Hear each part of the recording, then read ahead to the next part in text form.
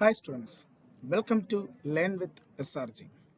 അപ്പോൾ നമ്മളിന്ന് നോക്കാൻ പോകുന്നത് നമ്മുടെ 2025 RRB NDPC എക്സാം. നമുക്ക് ഒരാഴ്ചത്തെ സമയമേ ഉള്ളൂ അല്ലേ? നമുക്ക് ഒരാഴ്ചക്കുള്ളിൽ തന്നെ NDPC എക്സാം നമുക്ക് സ്റ്റാർട്ട് ചെയ്യുന്നതാണ്. അതിൻ്റെ ഭാഗമായിട്ട് നമ്മൾ ഒരു GK സീരീസ് സ്റ്റാർട്ട് ചെയ്തിട്ടുണ്ടായിരുന്നു അല്ലേ? അപ്പം അതിൻ്റെ ഭാഗമായിട്ടുള്ള കുറച്ച് ചോദ്യങ്ങളാണ് നമ്മളിവിടെ എന്ത് ചെയ്ത് ഡിസ്കസ് ചെയ്തത്. ഓക്കെ, സോ നമുക്ക് ഇന്നും നമ്മളൊരു 10 ക്വസ്റ്റ്യൻസുമായിട്ട് GK ബന്ധപ്പെട്ട മുൻവർഷത്തിൽ ചോദിച്ച 10 ചോദ്യങ്ങളും അതുമായി ബന്ധപ്പെട്ട കാര്യങ്ങളുമാണ് നോക്കാൻ പോകുന്നത്. സോ നമുക്ക് ക്വസ്റ്റ്യൻസിലോട്ട് പോയാലോ. നമ്മുടെ ആദ്യത്തെ ചോദ്യം, which of the following is A dance form that originated in Assam? നമ്മുടെ ആസാമിൽ ഒറിജിനേറ്റ് ചെയ്ത ഡാൻസ് ഫോം ഏതെന്നാണ് നമ്മുടെ ചോദ്യം. സോ ആസാമിലെ ഡാൻസ് ഫോം ആരാടാ? ആസാമിൽ വരുന്ന ഡാൻസ്, ആസാമിലെ ഡാൻസ് ലാവണി. ലാവണി എവിടെയാ? ലാവണി മഹാരാഷ്ട്രയിലാണല്ലേ? മഹാരാഷ്ട്രയിലെ ഡാൻസ് ഫോമാണ് ലാവണി. ചൗ ആണെങ്കിലോ നമ്മുടെ ജാർഖണ്ഡ്, വെസ്റ്റ് ബംഗാൾ റീജിയനിലാണ് ചൗ. സാത്രിയ, യെസ്, സാത്രിയ എവിടെയാണ്? സാത്രിയ പറഞ്ഞത് ആസാമിലാണല്ലേ?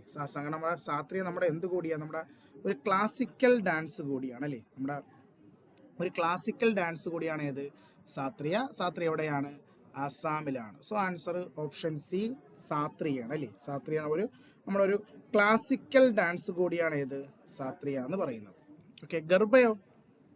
ഗർഭ നമ്മൾ ഒരുപാട് ഇവിടെ പഠിച്ചിട്ടുണ്ട്. ഗുജറാത്തിലാണ് അല്ലേ? ഗുജറാത്തിൽ നവരാത്രി ഫെസ്റ്റിവലുമായി ബന്ധപ്പെട്ട്, നവരാത്രി ആഘോഷവുമായി ബന്ധപ്പെട്ട് കളിക്കുന്ന ഒരു പ്രധാനപ്പെട്ട ഡാൻസ് ഫോമാണ് ഏത്? ഗർഭ എന്ന് പറയുന്നത്. അതുപോലെ സാത്രിയ എവിടെയാണ്? ആസാമിലെ ഒരു പ്രധാനപ്പെട്ട ഡാൻസ് ഫോമാണ് ഏത്? സാത്രിയ. ഓക്കെ, സോ ആൻസർ സാത്രിയാണ്. ഓക്കെ, ദെൻ അടുത്ത ക്വസ്റ്റ്യനിലോട്ട് പോയാലോ. അടുത്ത ചോദ്യം, which of the following river originated in a spring at Verinag in the Kashmir? നമ്മുടെ കാശ്മീരിലെ ഒരു പ്രധാനപ്പെട്ട ഒരു ഗാർഡനാണ് വെർനാഗ് ഗാർഡൻ എന്ന് പറയുന്നത്. ആ ഗാർഡൻ്റെ അകത്ത് ഒരു കുളമുണ്ട്. ഒരു കുളം ആക്ച്വലി അതൊരു സോഴ്സാണ്. ആ കുളത്തിൽ നിന്ന് വെള്ളം ഇങ്ങനെ പുറത്തേക്ക് ഒഴുകി പോകുന്നത് നമുക്ക് കാണാൻ പറ്റും. സോ അത് ഏത് റിവറാണ് അവിടെ നിന്ന് ഒറിജിൻ ചെയ്യുന്നതെന്നാണ് ചോദിക്കുന്നത്. സോ ഏത് റിവർ എന്നറിയോ? വെർനാഗിൽ നിന്ന് ഒറിജിനേറ്റ് ചെയ്യുന്നത് അത് ഓപ്ഷൻ ബി, ജലം നദിയാണ്. നമ്മുടെ ജലം നദിയാണ് വെർനാഗിൽ നിന്നും ഉത്ഭവിക്കുന്നത്. വെർനാഗ് എവിടെയെന്നറിയോ? നമ്മുടെ ശ്രീനഗറിലാണ് കേട്ടോ. അപ്പം ശ്രീനഗർ സിറ്റി ഏത് റിവറിൻ്റെ കരയിലാണ്? ശ്രീനഗർ സിറ്റി. ശ്രീനഗർ സിറ്റി ജലം നദിയുടെ കരയിലാണ്. ജലം നദിയുടെ കരയിലാണ് ശ്രീനഗർ സിറ്റി ഇരിക്കുന്നത്. അപ്പോൾ ആ ശ്രീനഗറിലെ വെർനാഗിൽ നിന്നുമാണ് ജലം നദി എന്ത് ചെയ്യുന്നത്? ഉത്ഭവിക്കുന്നത്.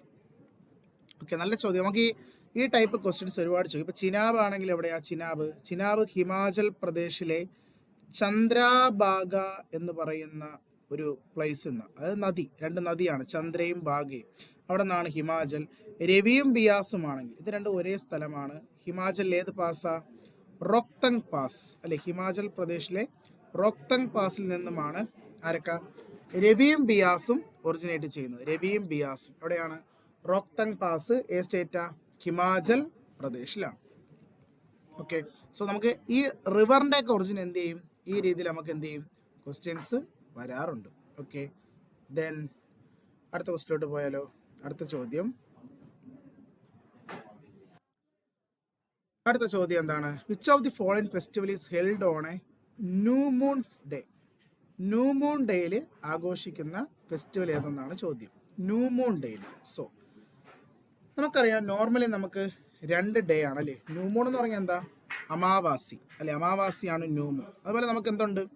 ഫുൾ മൂൺ ഉണ്ട് അല്ലേ? ഫുൾ മൂൺ ഡേ ഫെസ്റ്റിവലും ഉണ്ട്. ഫുൾ മൂൺ ഡേ ഫെസ്റ്റിവലും ഉണ്ട്, ന്യൂ മൂൺ ഡേയും ഉണ്ട്. ഓക്കെ, സോ നമുക്ക് മെയിനായിട്ടും ഫുൾ മൂണി പറഞ്ഞ 1-2 ഫെസ്റ്റിവൽ ഞാൻ പറഞ്ഞുതരാം. ഫുൾ മൂണി പറഞ്ഞ ഒരു പ്രധാനപ്പെട്ട ഫെസ്റ്റിവലാണ് ബുദ്ധ പൂർണിമ. നമ്മൾ ഇതിൻ്റെ ആക്ച്വലി ഒരു വീഡിയോ ചെയ്തിട്ടുണ്ടായിരുന്നു, ഫെസ്റ്റിവൽസ് അല്ലേ? സോ അതിൽ ബുദ്ധ പൂർണിമ വരുന്നത് വൈശാഖ മാസത്തിലെ പൂർണിമ, വൈശാഖ പൂർണിമയിലാണ് ബുദ്ധ പൂർണിമ. പിന്നെ ഹോളി, നമ്മുടെ ഹോളിയും ഒരു പൂർണിമ ഫെസ്റ്റിവലാണല്ലേ? ഏത് മാസത്തിലാണ്? ഫൽഗുന പൂർണിമ അല്ലെ? ഫൽഗുന മാസത്തിലെ പൂർണ്ണചന്ദ്രനുള്ള ദിവസമാണ് ഏത്? ഹോളി ആഘോഷിക്കുന്നത് അല്ലെ? ഹോളി, ഫൽഗുന പൂർണിമ. അതുപോലെ നമ്മുടെ ഗുരുനാനാക്ക് ജയന്തി, നമ്മുടെ സിഖ് മതത്തിൻ്റെ സ്ഥാപകൻ അല്ലേ? ഗുരുനാനാക്ക് അദ്ദേഹത്തിൻ്റെ ജന്മദിനം ഗുരുനാനാക്ക് ജയന്തി പറഞ്ഞത് കാർത്തികയിലെ പൂർണിമയിലാണ്. കാർത്തിക പൂർണിമ ഏതാണ്? ഗുരുനാനാക്ക് ജയന്തി. അപ്പോൾ ഇതൊക്കെ ഫുൾ മൂൺ ഡേയിൽ പറഞ്ഞ പ്രധാനപ്പെട്ട ഫെസ്റ്റിവലാണ്. ഓക്കെ, സോ ഇനി നമുക്ക് ന്യൂ മൂണിൽ പറഞ്ഞ ഒരു പ്രധാനപ്പെട്ട ഫെസ്റ്റിവലാണ് നമ്മുടെ ദീപാവലി. ദീപാവലി കേട്ടോ. ദീപാവലി പറഞ്ഞാൽ ഏതാണ്? കാർത്തികയില, കാർത്തിക മാസത്തിലെ എന്താണ്? ന്യൂ മൂൺ ഡേയിൽ. കാർത്തിക മാസത്തിലെ ന്യൂ മൂൺ ഡേയിലാണ് എന്താഘോഷിക്കുന്നത്? ദീപാവലി. ആക്ച്വലി ദീപാവലി ഒരു ഓൾ ഇന്ത്യ ഫെസ്റ്റിവലാണ്. ഒരു ഓൾ ഇന്ത്യ ഫെസ്റ്റിവലാണ് ഇത് ദീപാവലി. അതേ ദിവസം, ഈ ദീപാവലി ആഘോഷിക്കുന്ന അതേ ദിവസം നമ്മുടെ വെസ്റ്റ് ബംഗാളിൽ ആഘോഷിക്കുന്ന ഒരു ഫെസ്റ്റിവലാണ് കാളി പൂജ എന്ന് പറയുന്നത് കേട്ടോ. സോ കാളി പൂജ ദീപാവലിയുടെ അതേ ദിവസമാണ്. ദീപാവലിയുടെ അതേ ദിവസം എവിടെയാ? വെസ്റ്റ് ബംഗാളിൽ ആഘോഷിക്കുന്ന ഒരു പ്രധാന ഫെസ്റ്റിവലാണ് ഇത് കാളി പൂജ. സോ അതിൻ്റെ ആൻസർ ആയില്ലേ? ന്യൂ മൂൺ ഡേ ഫെസ്റ്റിവൽ ഏതാ? കാളി പൂജയാണ്. കാളി പൂജ ഓർ ദീപാവലി. ദീപാവലി ആണ്, പക്ഷെ ആ ദിവസം വെസ്റ്റ് ബംഗാളിൽ ആഘോഷിക്കുന്ന ഫെസ്റ്റിവലാണ് ഇത് ഈ കാളി പൂജ എന്ന് പറയുന്നത്. എവിടെയാണ്? വെസ്റ്റ് ബംഗാൾ. ഇനി ഇതിൽ ബാക്കി ഫെസ്റ്റിവലൊക്കെ ഏത് മാസം എന്നറിയാം. ഇപ്പോൾ ഇതിലിപ്പം നമ്മുടെ ഏതുണ്ട്? നമ്മുടെ ഇതുണ്ട്, മഹാവീർ ജയന്തി. മഹാവീർ ജയന്തി വരുന്നത് ചൈത്രത്തിലാണ്, ചൈത്ര മാസത്തിൽ. ദസ്ര വരുന്നത് അശ്വിൻ മാസത്തിലാണ്. അശ്വിനി മാസത്തിലാണ് ദസ്ര വരുന്നത്. മഹാവീർ ജയന്തി പറഞ്ഞത് ചൈത്രം. മഹാവീരൻ നമ്മുടെ ജൈനമതത്തിലെ തീർത്ഥങ്കരൻ, അദ്ദേഹത്തിൻ്റെ ജന്മദിനം മഹാവീർ ജയന്തി. ഓക്കെ, ദെൻ ഇത് പഠിക്കണം കേട്ടോ. ഇതിൻ്റെ ഒരു വീഡിയോ ഞാൻ ചെയ്തിട്ടുണ്ട്, ഫെസ്റ്റിവൽസ് ഇന്ത്യ പാർട്ട് 1ഉം പാർട്ട് 2ഉം. 2 പാർട്ട് നിങ്ങൾക്ക് എന്ത് ചെയ്യാൻ പറ്റും? പഠിച്ചെടുക്കാൻ പറ്റുന്നതാണ് കേട്ടോ. സോ ഒരുപാട് ക്വസ്റ്റ്യൻസ് ആ ഫെസ്റ്റിവലിൽ നിന്ന് തന്നെ നമുക്ക് ഒരുപാട് ടൈപ്പ് ക്വസ്റ്റ്യൻസ് ചോദിക്കുന്നതാണ്. ഞാൻ ഒരു നെക്സ്റ്റ് എന്തായാലും എക്സാമിന് മുന്നേ നമുക്കൊരു ഡാൻസിൻ്റെയും ഫെസ്റ്റിവലിൻ്റെയും ഒരു വീഡിയോ നമുക്ക് ചെയ്യാം. കഴിഞ്ഞ NDPSCക്ക് ചോദിക്കാൻ ഇനി ചാൻസ് ഉള്ളതായിട്ട് ഒരു വീഡിയോ കൂടി ചെയ്യാം. ഓക്കെ, സോ അടുത്ത ക്വസ്റ്റിലോട്ട് പോയാലോ? അടുത്ത ചോദ്യം, who among the following wrote India wins freedom എന്ന് പറയുന്ന ബുക്ക് എഴുതി? ഇതൊരു ഓട്ടോബയോഗ്രഫിയാണ്, ഒരു ആത്മകഥയാണ്. ഏത്? ഇന്ത്യ വിൻസ് ഫ്രീഡം എന്ന് പറയുന്ന. ആരുടെ ഓട്ടോബയോഗ്രഫി എന്നറിയോ? ഇത് നമ്മുടെ ഇന്ത്യയുടെ ആദ്യത്തെ വിദ്യാഭ്യാസ മന്ത്രി, ദ ഫസ്റ്റ് എഡ്യൂക്കേഷൻ മിനിസ്റ്ററായ അബുൽ കലാം ആസാദിൻ്റെ ഓട്ടോബയോഗ്രഫിയാണ്, ആത്മകഥയാണ്. ആരുടെയാണ്? അബുൽ കലാം ആസാദ്. നമ്മുടെ ഇന്ത്യയുടെ ആദ്യത്തെ സെൻട്രൽ എഡ്യൂക്കേഷൻ മിനിസ്റ്റർ, വിദ്യാഭ്യാസ മന്ത്രിയായിരുന്ന ആര്? അബുൽ കലാം ആസാദ്. ഇദ്ദേഹത്തിൻ്റെ ജന്മദിനം നവംബർ 11, നമ്മുടെ നാഷണൽ എഡ്യൂക്കേഷൻ ഡേ ആണ്, ദേശീയ വിദ്യാഭ്യാസ ദിനം. എന്താണ് നാഷണൽ എഡ്യൂക്കേഷൻ ഡേ? നവംബർ 11 അദ്ദേഹം നമ്മുടെ ഇന്ത്യയുടെ ആദ്യത്തെ സെൻട്രൽ എഡ്യൂക്കേഷൻ മിനിസ്റ്ററാണ്. അദ്ദേഹത്തിൻ്റെ ഓട്ടോബയോഗ്രഫിയാണ് ഏത്? ഇന്ത്യ വിൻസ് ഫ്രീഡം എന്ന് പറയുന്നത്. India wins freedom. ആരുടെ ഓട്ടോബയോഗ്രഫി? മൗലാന അബുൽ കലാം ആസാദിൻ്റെ ഓട്ടോബയോഗ്രഫി. ഓക്കെ, ദെൻ അടുത്ത ക്വസ്റ്റിലോട്ട് പോയാലോ? അടുത്ത ചോദ്യം, before being renamed Mount Everest was simply known as.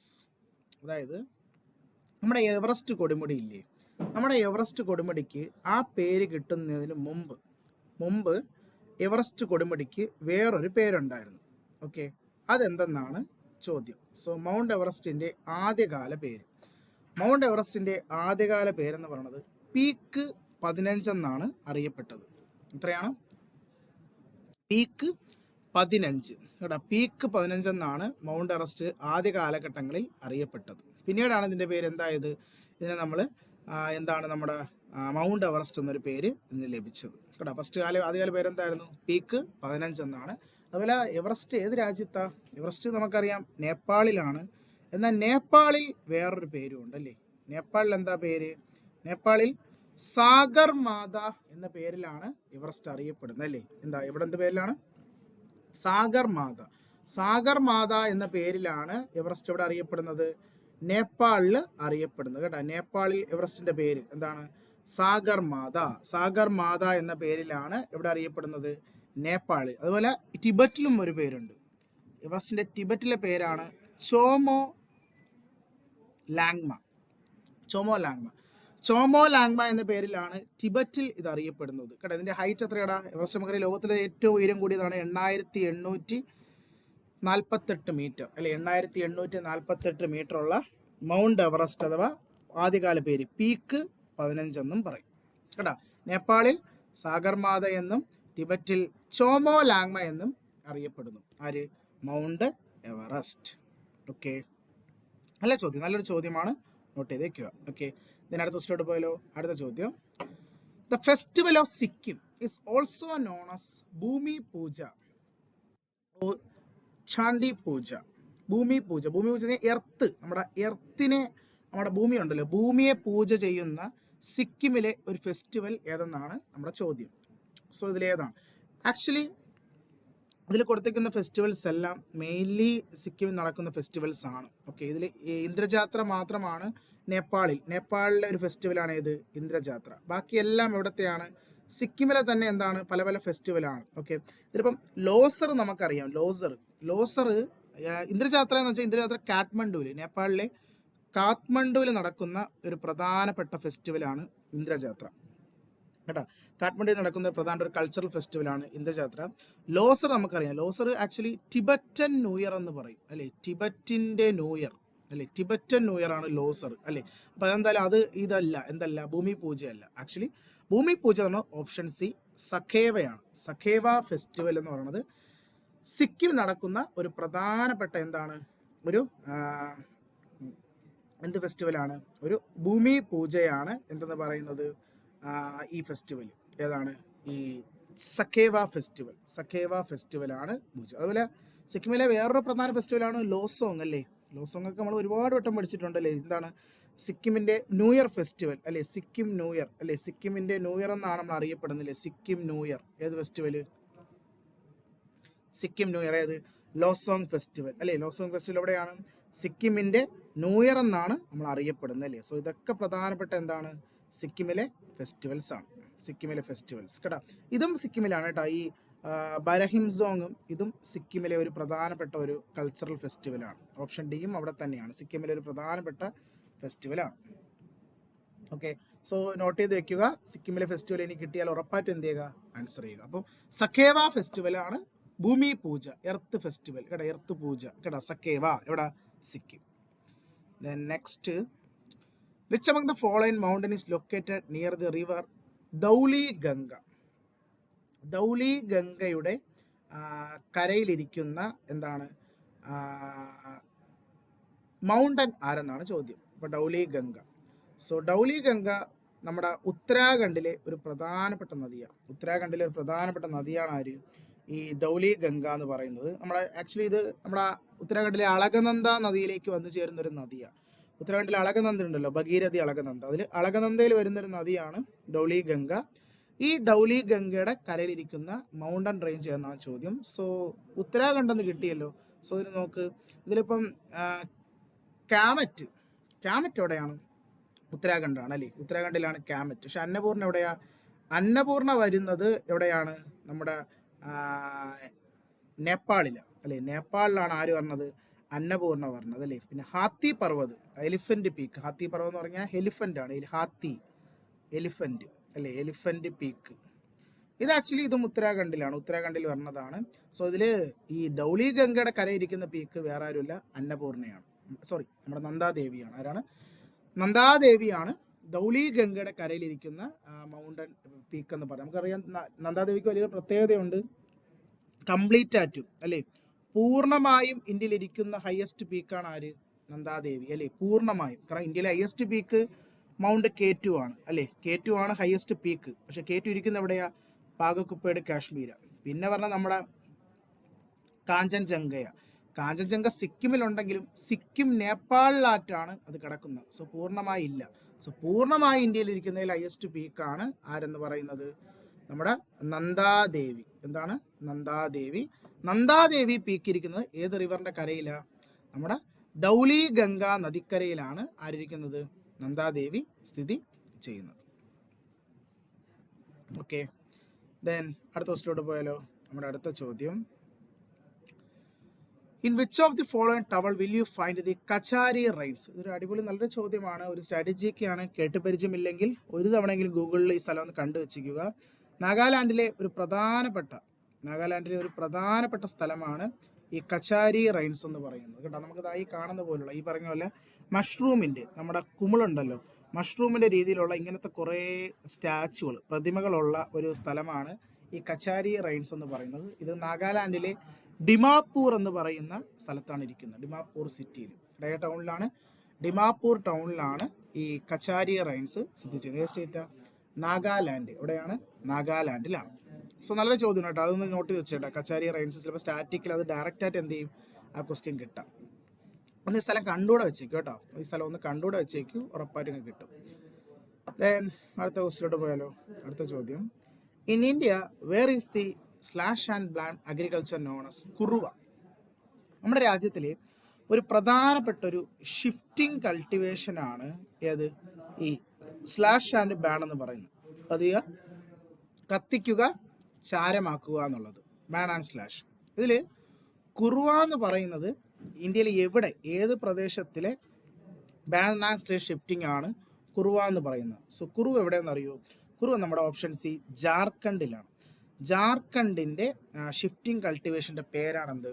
Kuruva എന്ന് പറയുന്നത്. ആക്ച്വലി ഇത് ഒരുപാട് ഉണ്ട്. ഇപ്പം ഉദാഹരണം, ഇപ്പം വെസ്റ്റേൺ ഗട്ട്സിൽ ഇതേ സാധനം, ഇതേ ban and slash western guts ആയിരുന്നു ചോദ്യമെങ്കിൽ നമുക്ക് കുമാരി എന്നായിരുന്നു എൻ്റെ answer. Kumari, western guts. Odisha PYQ ആണേ, ഒരു MDSന് ചോദിച്ചിട്ടുണ്ടായിരുന്നു. ഒഡീഷയുടെ ഷിഫ്റ്റിംഗ് ബ്രിങ്ക എന്ന് പറയും, ബ്രിങ്ക. അതുപോലെ ആന്ധ്രയാണെങ്കിൽ പോഡു ആൻഡ് പെണ്ട, പോഡു പെണ്ട എവിടെയാണ്? ആന്ധ്രാപ്രദേശ്. എന്നാൽ ഇതിപ്പം അരുണാചലായിരുന്നെങ്കിലോ?